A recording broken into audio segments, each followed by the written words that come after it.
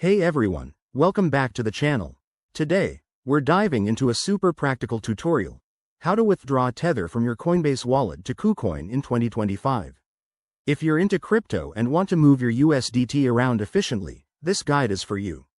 It's straightforward, but always double check for any updates in the crypto world.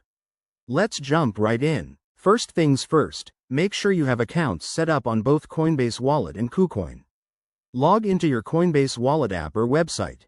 Once you're in, navigate to your Tether, USDT, balance.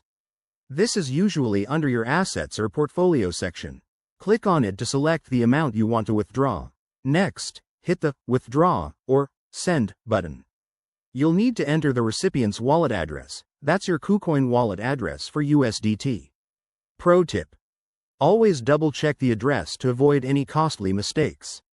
If you're on KuCoin, go to your account settings or deposit section to find and copy your USDT address. Paste it into the Coinbase withdrawal form. Now, specify the amount of Tether you want to transfer. Remember, there might be network fees, so check those before confirming.